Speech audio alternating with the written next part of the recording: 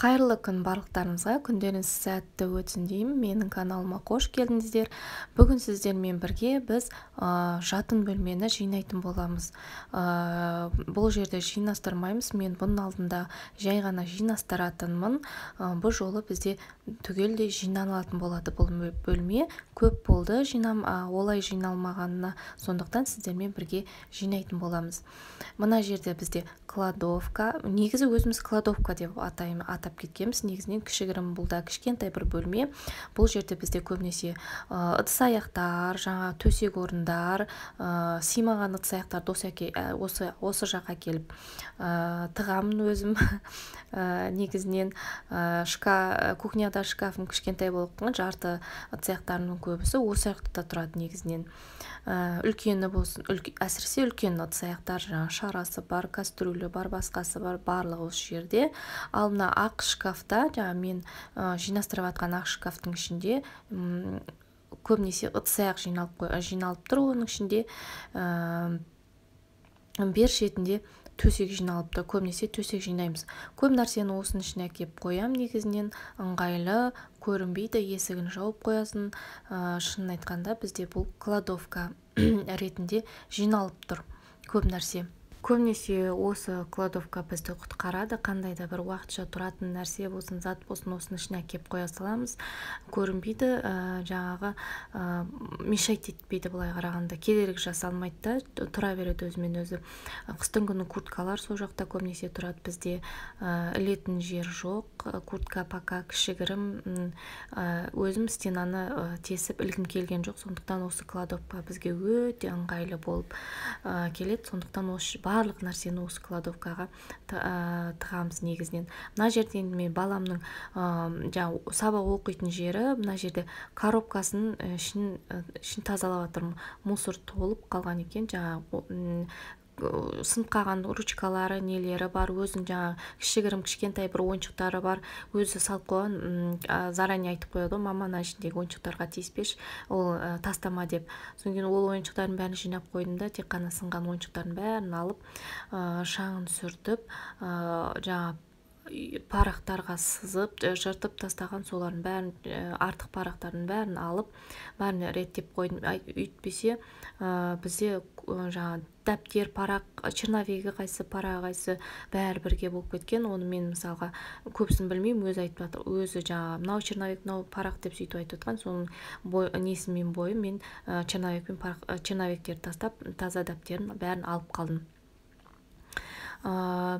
Көбінесе не қылады,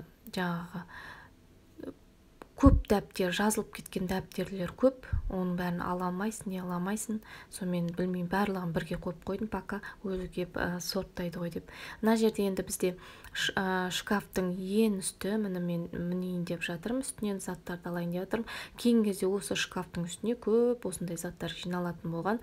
Білмеймін, зат көп болғаннан кейін ба, уже осы шкафтың үстіне шығып кететін болған заттардың көбісі осының үстіне қоятын болғанбыз, ыңғайлы деп. Бұрын қоймайтын, бұның үстіне ешқандай зат қоймайтын, ешқандай не істемейтін. Өзі ноутбуктың коробкасы бар етін, тек қана сол ғана тұратын, басқа нәрсе тұрмайтын.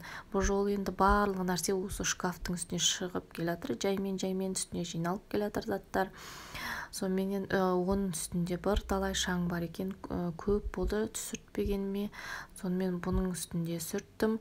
Негізінен қалай сүртіп жүрген есімде жоқ, әйтеуір столға шықсам бойым жетпейді екен.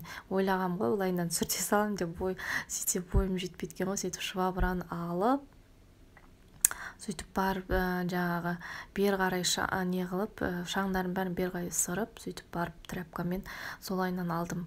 Бұрын столдың үстіне стол қойып шығатын бедім, әйтеуір білмеймін, әйтеуір қазір қарасам бойым жетпейді.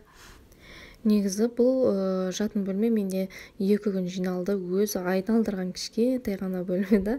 Не үшін 2 күн дегенде, бұны мен осы мен үй жинар бастаған кезде әйтеуір адам толып кетеді, то бірдеңке болады, әйтеуір арасында жинап жүріп істеп жүрген, арасында жинаймын да, бір кезде басқа нәрсе кедергі жасайды, оны жасап келесің, қайтып келесің, одан кейін тағы да, сонымен кешкі тамақ бар дейсің, анау бар дейсің, әйтеуір сонымен кеш болды, сонымен бәріміз ұйықтайтын кез болды. Сонымен шаңның барлығын сүртіп қойдым, бәрін дайындап, жаңа шкафтың сыртын, барлық жерлерін жаңа сүртіп не істеп қойдым да. Сонымен ертесінде жаңағы полын жуып солайынан істеуге тура келді. Өйткені папамыз ұйықтаймыз, ерте ұйықтау керек, жұмысқа барамыз дегендіктен жаңа уборкамды аяқтауға тура келді негізінен. Сонымен аяқтап, мен айтам ғой, 2 күн жүрдім ба, не болып кетті, өзі титтей ғана айналдырған комната. 12 күн жинап, мендей керемет адам екенмін деп қоямын ғой.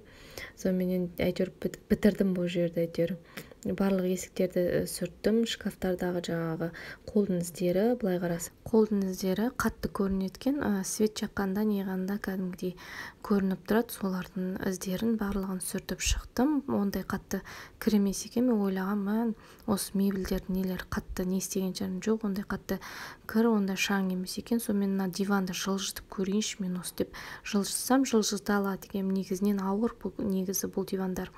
Сондықтан жылжытып қарасам, астында ойыншықтар жатыр. Негізінен баламды мен постоянно астына кіргізетін да, өзі кіретін, өзіне қызық етін кіргізіп, жаңа ойыншықтарың бар ма деп алдыртатын, көбінесе швабрамен астын сүртіп алатын, пылесостап. Сөйтіп бұл жолы енді бірінші рет диван жылжытып осылайынан сыпырып жатырмын. Өйткені балам қасымда жоқ, ол далада ойнап кеткендіктен мен астына сыймаймын бұл диванның астына. Сондықтан өзім былай жылжытып осылай тазалауыма тура келді. Үлкен диванды да өйстіп жылжытқым келді, шынын айтқанда, бірақ оны жылжытамаймын. Ол өте қатты ауыр. Оны жаңағы көрдім, былай жылжытып, өйткені жаңа тең жағатын кисточкам түсіп кетіп, сол жаққа екі ортаға тереземен жаңа диван ортасына түсіп кетіп, ала алмай, былай бір жылжытып көрейінші деп жылжытайын деп не қылып едім, мүлдем күшім жетпейді екен. В общем, жылжытамайды екенмін, сонымен қоя қойдым. Негізі оның да артын нелерін бәрін шағын сүрту керек еді. Қатты сүрткім келді. Енді бір кейін бір тағы папамыз демалған кезде, сол кезде шағын сүртіп, солайынан істемесек, мен өзім жылжыта ала алмайды екенмін. Былай қарадым, көзінің қиығымен былайына ашып қарайсың ғой ішіне. Осы шаңдардың бәрін сүртіп алсам ғой деп. Енді былай не қыламыз енді? Күтеміз енді. Мына жерде енді мен пол жуып жатырмын.